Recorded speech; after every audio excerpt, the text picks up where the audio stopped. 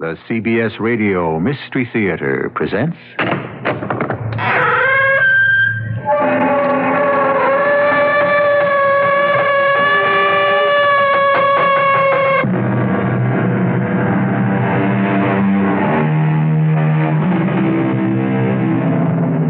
Come in. Welcome. I'm E.G. Marshall. This week, we are devoting 5 broadcasts to the incredible saga, The Last Days of Pompeii. Imagine, if you will, any cosmopolitan coastal resort suddenly swallowed up and disappearing.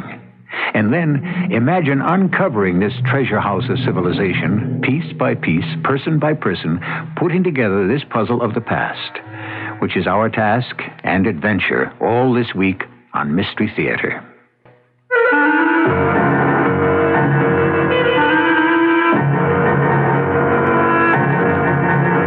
Today's drama, Thrown to the Lions, is the second part of Bulwer Lytton's classic, The Last Days of Pompeii, adapted especially for Mystery Theater by Gerald Keane and stars Russell Horton. I'll be back shortly with Act One.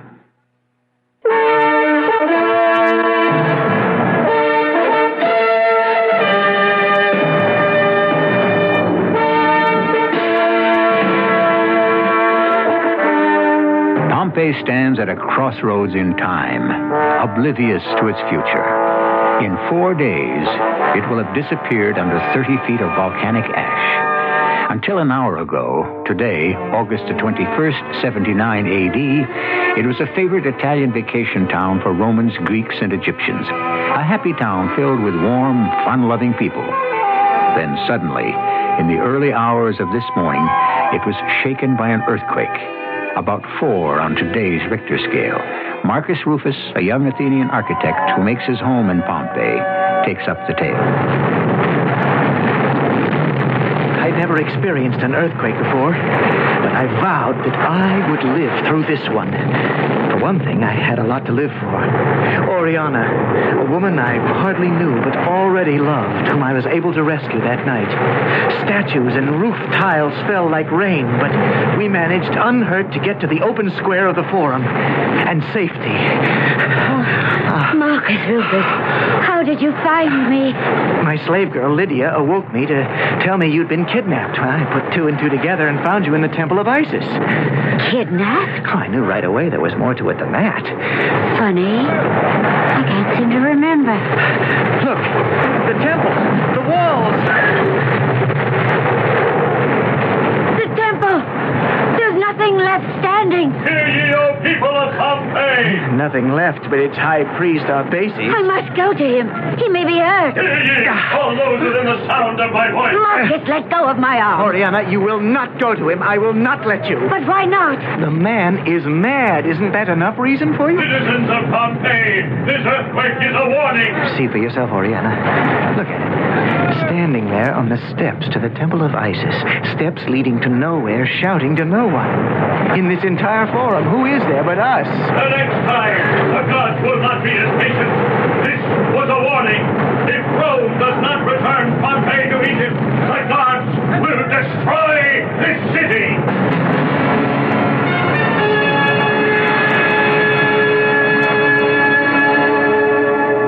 I thought we'd never get back to my home. At last. Alcibiades, brother, are you here? Oriana, you all right? Oh, Marcus Rufus, forgive me. I didn't see you at first. Has the quake done any damage to our house? Not one column in the atrium budged a centimeter. The marble faun still stands in the fountain. But you should see the center of Pompeii. Hardly a building left standing. Let me go bathe my face. I'll be back. Where has Oriana been all this night, Marcus? I can't tell you how worried I was, but I had no idea where to look for her. I found her in the Temple of Isis. It's a long story. Fortunately, we were able to get out before it was completely destroyed. The Egyptians' temple destroyed? Nothing left of it but the stone steps. What of him, the high priest? He survived. Was he hurt? Not so one could notice it. When we came away, he was shouting dire predictions to anyone who would listen. You speak in a mocking tone about this holy man, Marcus. Epicides, I know you are studying the ministry with him, but believe me, this isn't mockery in my voice, but anger.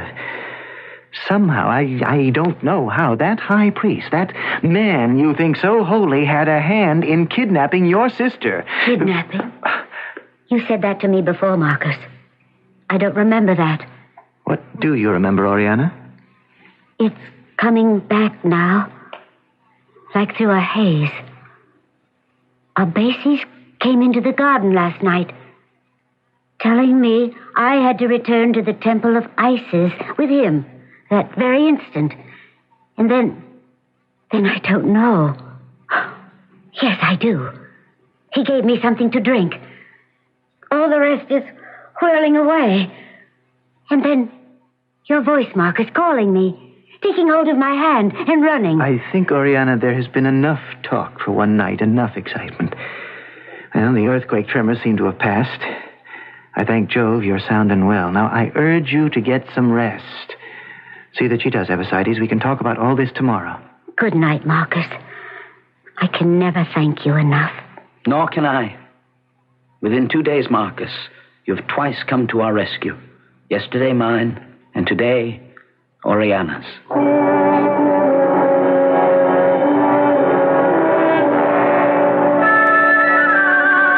Strangely enough, I was haunted by the thought that the earthquake that rocked Pompeii that night was not nearly as dangerous to Oriana as her friendship with that Egyptian high priest, Arbaces. Obviously, he drugged her and brought her to the temple.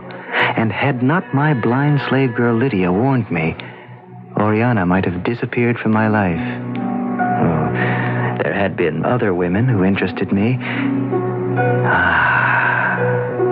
Julia.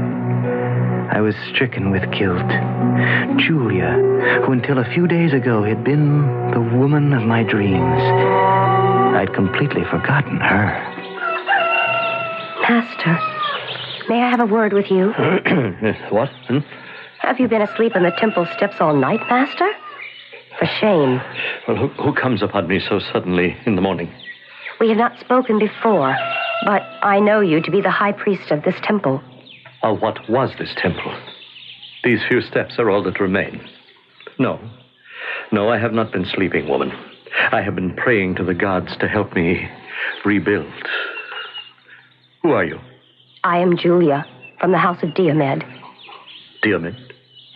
The merchant and ship owner? The same. He is my father. Do you know him? He came here once not long ago and tried to induce a miracle to guarantee the safety of his ships by making a donation to the temple of fool's gold. Julia, sit by my side, my child, and tell me what has brought you to see me. Your fame, great master. Your knowledge and power are well known in Pompeii. I need your help. What is it that could possibly trouble such a beautiful young lady? You don't appear unhappy. I wish to have the power of one of the Greek Furies. Which? The Eumenides. So it is revenge you seek. Pitiless, vindictive punishment. Why do you wish it? Julia does not relish being rejected for another. You love someone who loves not you. He did, until a very few days ago.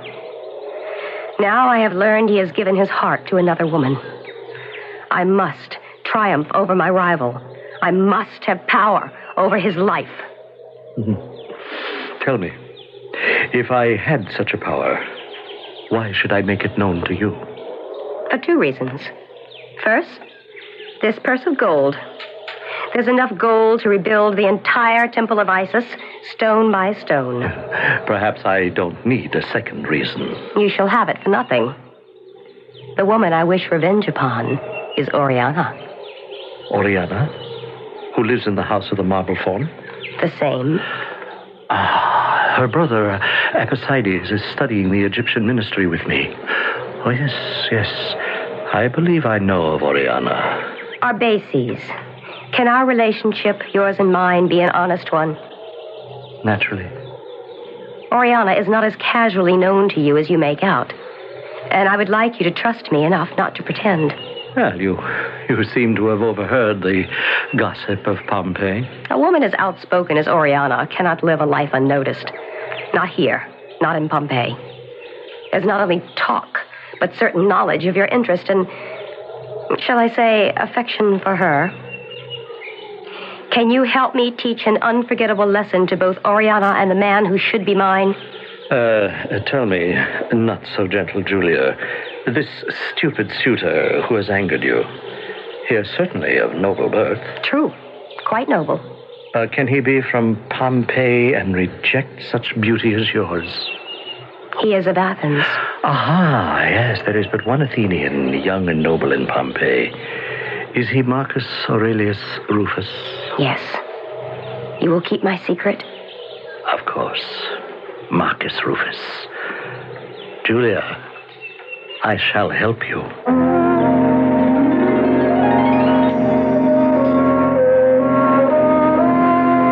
Oriana, are you awake? Of course I'm awake and dressed. How do you feel today, sister, after last night's adventure? Refreshed, but still strange. Last night seemed like a distant nightmare. That it was.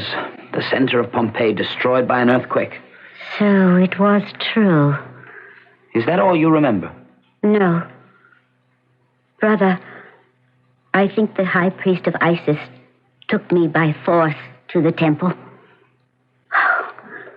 Why have we been so blind, believing in that man and his greatness for so long? I too, Oriana. I trusted Arbaces. I believed he was good. And now I feel somehow betrayed. Last night, everything suddenly became unclean. I thought he was quite mad. Perhaps he is. I too feel betrayed. For me, it's worse than that. I need something, someone to believe in, a religion of some kind, a star to guide me. Now I'm left without anything. Do you remember yesterday morning, going underground to hear Paul the Nazarene? When he talked about Christ, wasn't it inspiring? Perhaps Christ is the answer. Go, brother. Find out if the disciple Paul is still preaching in Pompeii and come back and tell me. Come with me now. It's still early. Marcus Rufus will be here soon. I cannot leave the house now. You go, brother. Oh, Marcus will understand. He'll wait. He's a good friend. I feel he's more than that. I have something important to tell him. And he can't wait? Surely finding Paul is much more important. Marcus will wait. I'm certain of it. But I cannot. I woke up with his name on my lips. What does that mean? That I must tell him something I have been wanting to tell someone for years now. Are you serious, Oriana? About Marcus Rufus. As I have never been about anyone in my whole life. You love him? I wish us to become engaged, to be married. Today. Oriana, I must say, when you make up your mind, you act. I have a premonition. I don't know how much longer we of Pompeii will have time for love.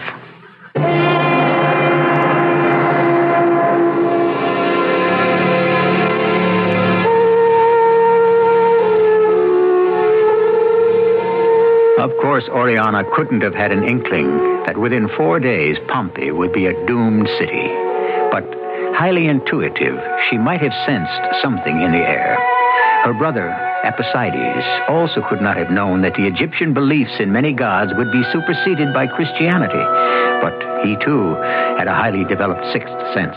It was this that compelled him to seek out the man who centuries later would be known to the world as St. Paul. I'll be back shortly with Act 2.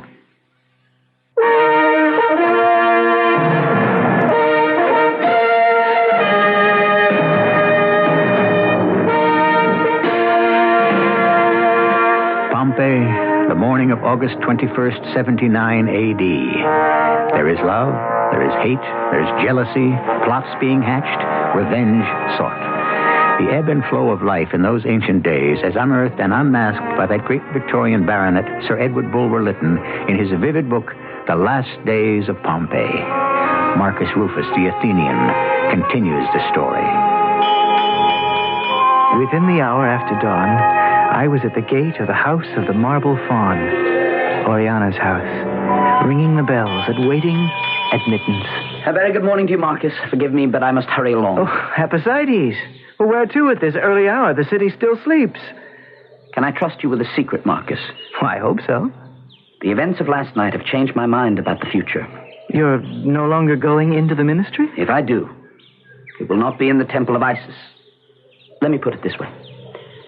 Yesterday morning, the both of us went to a secret meeting to hear Paul, the Nazarene. And we both truly believe what he preached. Right now, I'm going to try to find him to see whether I could be converted. Marcus, I know it's the way for me. Father, whatever is going on in our house, I can't leave you alone for 2 minutes. 2 minutes? You've been out of the house all morning, Julia. I come home, the atrium is filled with servants, caterers. My father is giving a party. What are you celebrating? Failure and success, daughter. Failure because, as you know, I lost another 3 ships in yesterday's storm. But I console myself. I might have lost the cargoes anyway in last night's earthquake. So we have less money than we ever had, and you throw a big, expensive party. Only for a few friends. Do you remember Marcus Rufus? Weren't you seeing quite a lot of him at one time? Yes, I remember him. Well, we are going into business together, Marcus and I. He has contracts to put up quite a few fancy villas. Some facing the bay, some on the slopes of Vesuvius, expensive ones. He will design them, and I'll take care of the stonemasons, the plumbers, the roof tilers. In short, the building. Of course, Julia, you're welcome to invite anyone you wish. I thought you'd never say so. Oh, child, anyone. There's plenty of food and wine. This is your house as much as mine. Who would you like? I would like to invite the high priest of the temple of Isis. Bases? You're joking. Why are you so surprised, Father? Well, I really don't see what we people of commerce have to do with it. Well, I don't know. A religious fanatic. Well, you didn't think he was such a fanatic when you promised to send him gold to protect your ships. Who told you that? He did. Well, I knew he couldn't protect those ships. I wasn't serious about it. It's too bad you weren't. Perhaps your ships wouldn't have been wrecked. Now, Julia, I am not going to argue with you about this fellow's powers. You want our bases here? Well, I said you may. So you may. Now, anyone else you'd like to invite? Marcus Rufus is coming? Well, of course he is. The banquet's mainly in his honor. When a man of his young years offers me a new business and a new lease on life, you can bet I make sure the guest of honor arrives. I'd like to be placed between Marcus and our bases at dinner. Well, I'll do what I can, Julia. Well, you'd better run along now and invite your high priest. The banquet will begin 3 hours before sunset, and I don't want you strolling in while we're toasting the gods.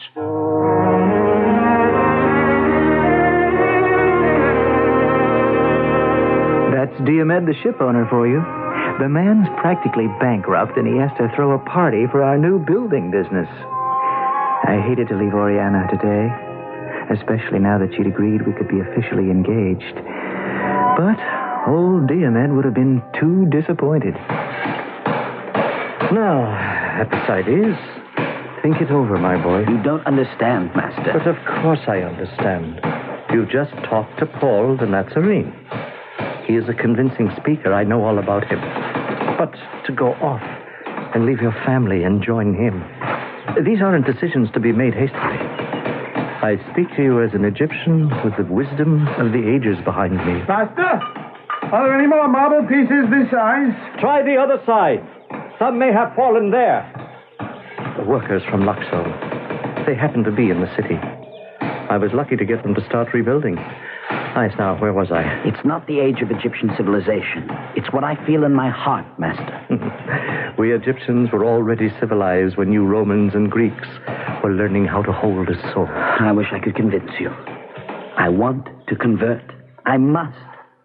Paul talked to me in my own language. He made me understand. All I say to you before you go off and join this Paul in his travels is reflect. Have you talked it over with your sister Oriana? She knows how I feel. I couldn't get any sense out of her today anyway. She became engaged to marry Marcus Rufus this morning. And that's all she has on her mind. Marcus Aurelius Rufus, the Athenian. Is it definite? So far as I know. I stopped in on my way here. They were both walking around with moonstruck faces. Oh, excuse me, Master. I didn't mean to interrupt. Julia, what brings you here? Oh, do you know Epicides, my seminarian? Apicides is Oriana's brother. Oh, yes. I certainly know your sister. Apicides brings me some interesting news. Oriana and Marcus Rufus are announcing their engagement today. What? Yes. I thought you would be interested. Do you know the Athenian, Julia? I most certainly do. I have a bit of news myself. My father is giving a small party today, and I ask that you be invited, Master. Oh, thank you, Julia. But I don't attend private parties. I am at prayer before the dinner hour anyway. Perhaps you could make an exception this time. You see, the honored guest will be Marcus Rufus, and there will be much wine and many toasts. Who else besides Diomed, your father? Probably Publius Cornelius and... The senator from Rome? The same. You and I and Marcus Rufus and a small group. Do you think your father would mind if I brought along Apicides here? Well, not at all. He told me to invite anyone I wanted. But I won't know anyone there. You know Marcus Rufus, don't you? After all, he's going to be your brother-in-law. Now, Master Arbaces, can we talk privately concerning that matter I came to see you about this morning? Yes, I have been thinking about it. Apicides, you know the house of Diomed? Well, I'll see you there at the usual dining time. Now, if you will excuse us. I'm afraid, Julia, there is no place here in the forum that's very private. I know. Let's go to the docks where my father ties up his boats. There's no one there now, and we won't be observed.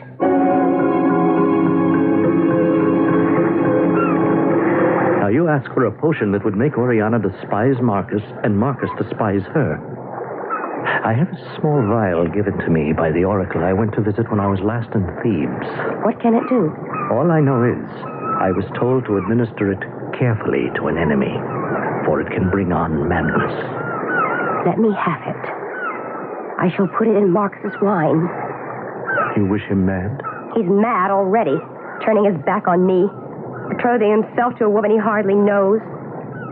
Give me the vial, Arbaces. Who knows? Perhaps this potion will make him sane.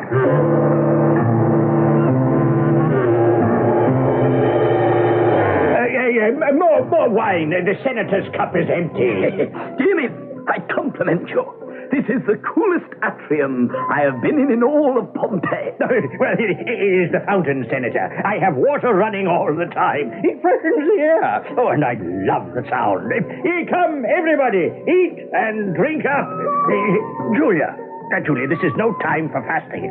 Marcus, have more mushrooms. It will keep your hair red. Attention, everyone, all my good friends.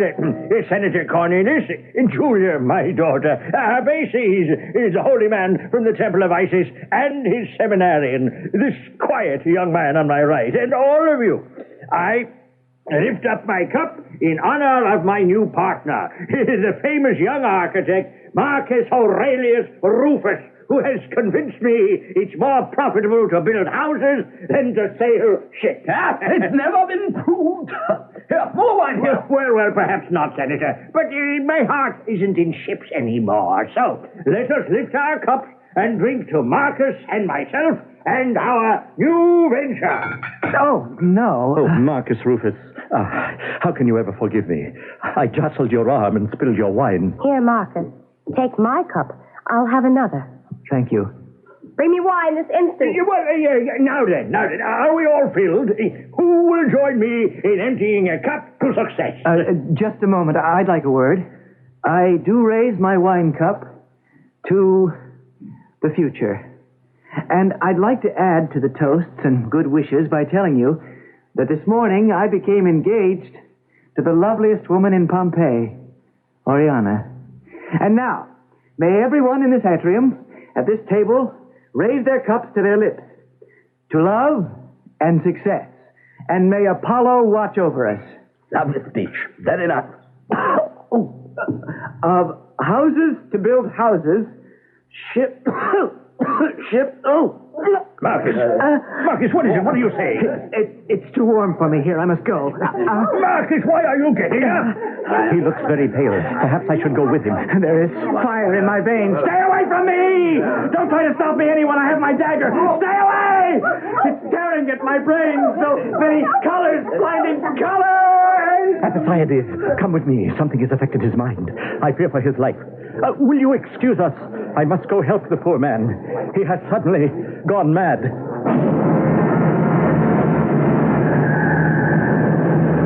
We are in a first century world, looking at it from what is almost the 21st century. I don't know whether it struck you as forcibly as it has me, but so far as I can see, only the conveniences have changed, not the people. The same rich, the same poor, the same stubborn, the same diehards, the foolish, the good, the bad, the loved, the unloved. The only difference is the place where you and I live now doesn't have death breathing fire 4 days from today. I'll be back with Act 3 shortly.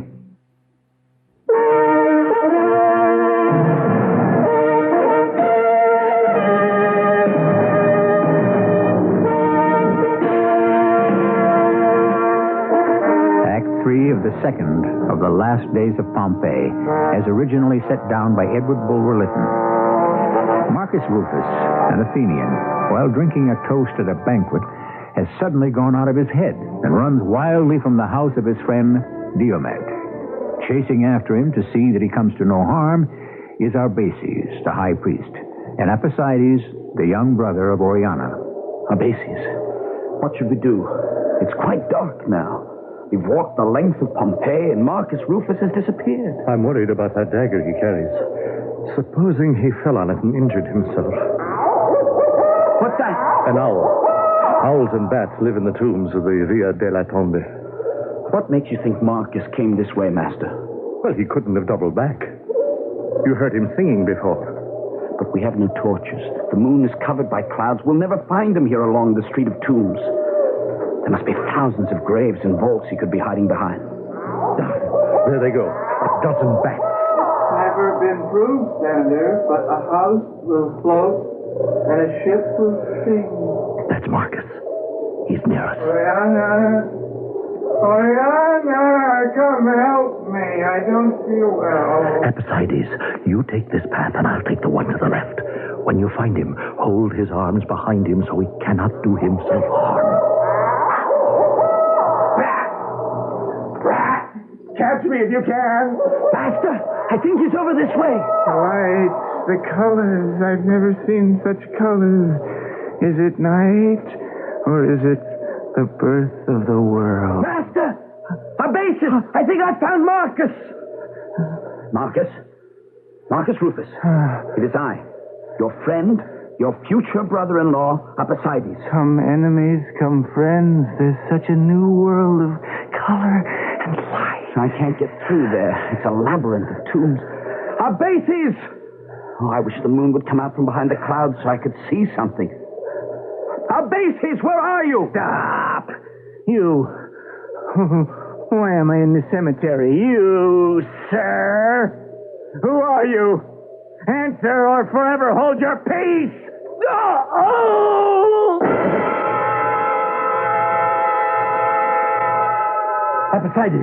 Epicides, did you say you had found Marcus?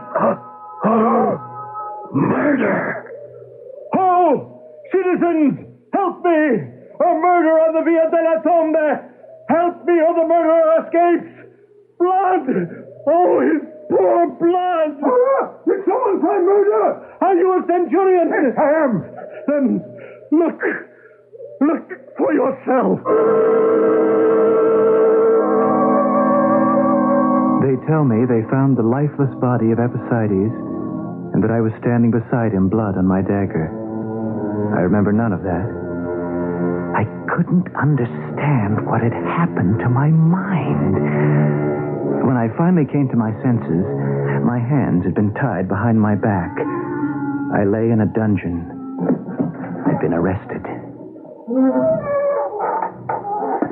I see you've awakened. Are you Marcus Aurelius Rufus, lately of Athens? Are you a centurion? I am. Then I am Marcus Rufus. Of what am I charged? Murder? Whom have I murdered? A young priest, Epicides. Epicides? Epicides is dead? How horrible. You knew the priest. He was like a brother to me. Can you stand up? Yes. Yes, I can. This rope that twists my arms behind me is uncomfortable. It must remain so. Now, you come with me. Where are you taking me? Pompey is fortunate that Publius Cornelius, the Roman senator, is visiting here. He's consented to be the judge. Publius Cornelius?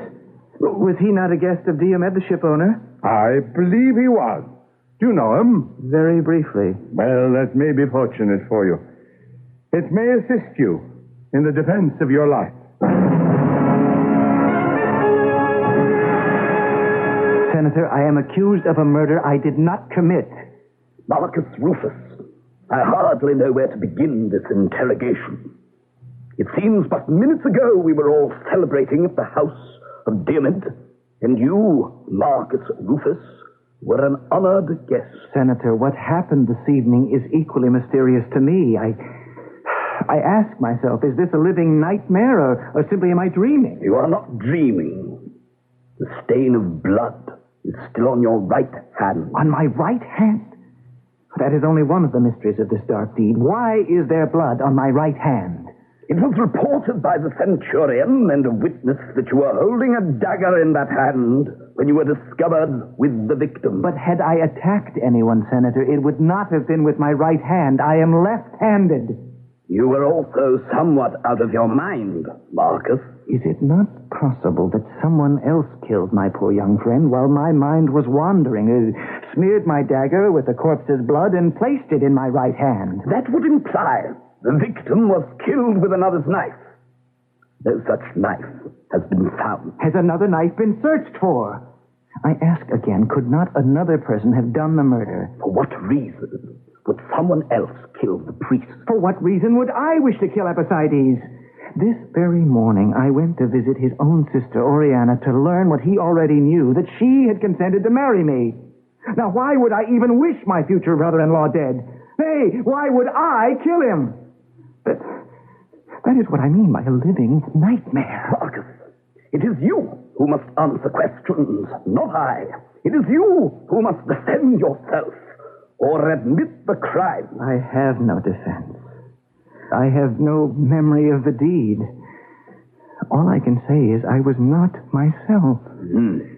Bring in the witnesses, please. Gentlemen and lady, will you kindly identify yourselves? I am Diomed, Senator, but you know that. Let us keep this strictly formal. And your name, sir? I am Arbaces, the high priest of the Temple of Isis. And you, miss? I am Julia, the daughter of Diomed.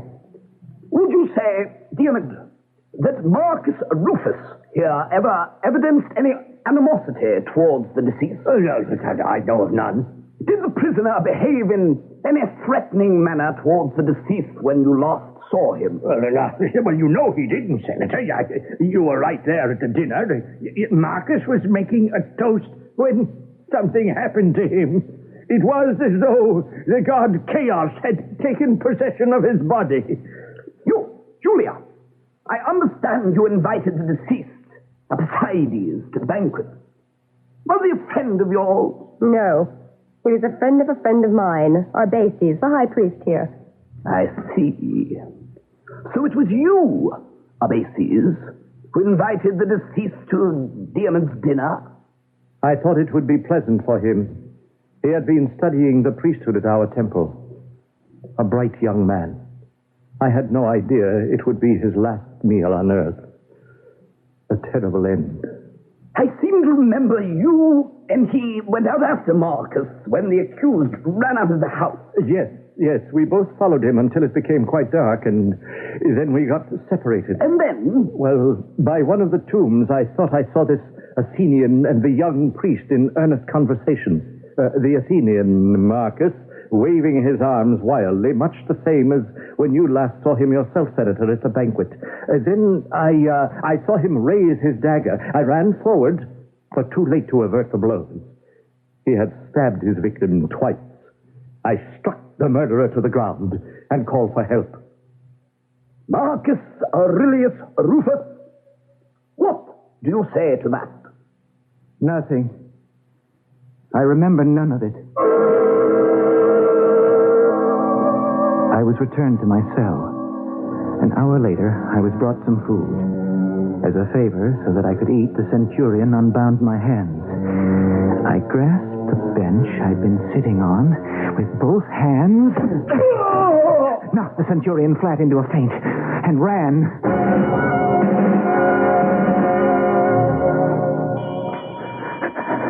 Who is it that rings my door this time of night? It is I, Oriana. Marcus Rufus. Let me in. What are you doing here, Marcus? How could you possibly come here? They haven't even buried my brother yet. Oriana, there is only one person in the world I can trust, and it's you.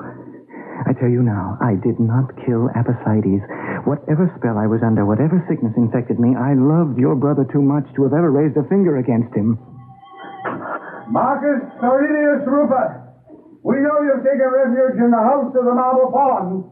Come out as an honorable man and obey the laws of Rome. How did they know I was here? Marcus, there is no place to hide. If I can get up on the roof, I can escape from roof to roof. There's no moon tonight. Escape to where? My boat, perhaps. Perhaps back to Greece. Marcus, if someone else killed my brother, surely it will be discovered. All you have to do is tell the truth. You don't understand. I don't know the truth.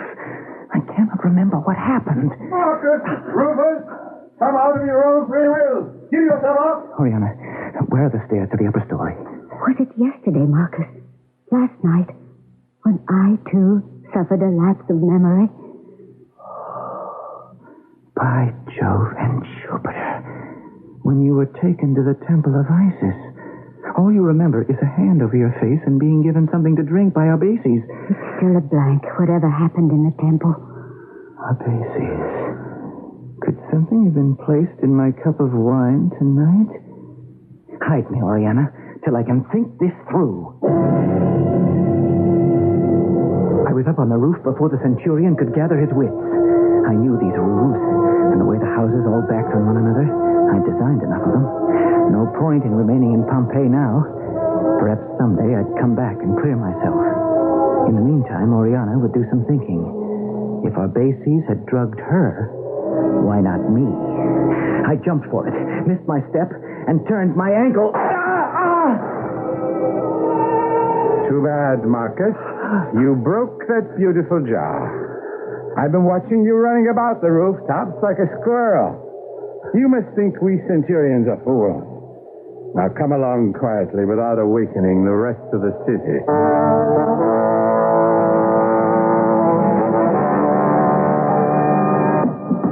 Centurion, how did you know where to find me? Which house? The witness Arbaces told us.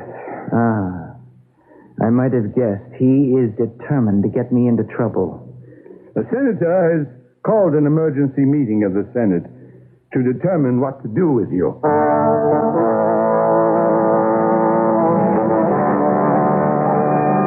I was trapped in this cell, and I knew it. There was no escape now. I knew that, too. I began to doubt my own innocence. Perhaps those who had given evidence against me knew something about me I did not. Marcus Aurelius Rufus, it is the judgment of the Senate that you may have not been completely sound of mind at the time of the murder.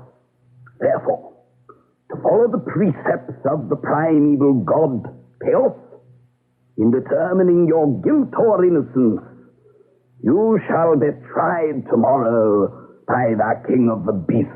Oh, no. No! The lion shall judge.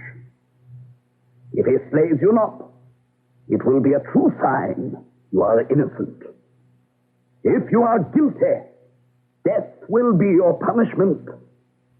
It is the judgment of the Senate that you, Marcus Aurelius Rufus, at tomorrow's gladiatorial games, shall be thrown to the lions.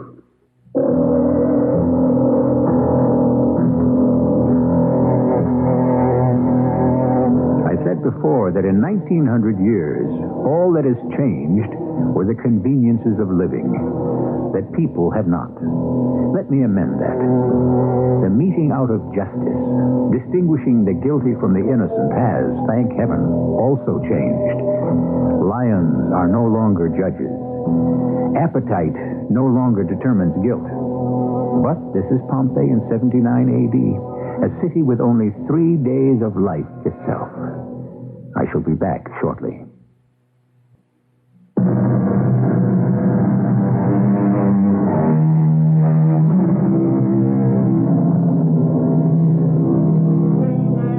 Tomorrow we bring you the 3rd day of the 5 last days of Pompeii. Sir Walter Scott called Pompeii the city of the dead. I deny that. Those whose voices you have heard, whose lives you have shared, are very much alive. And thanks to that eminent author, Sir Edward Bulwer Lytton, to say nothing of the scholars and archaeologists who came after him, Pompeii lives and will always live. And like all mysteries presented on Mystery Theater, if you wish the truth, you must dig deep. Our cast included Russell Horton, E.V. Juster, Christopher Tabori, Valika Gray, and Earl Hammond. The entire production was under the direction of Hyman Brown. This is E.G. Marshall inviting you to return to our Mystery Theater for another adventure in the macabre. Until next time, pleasant dreams.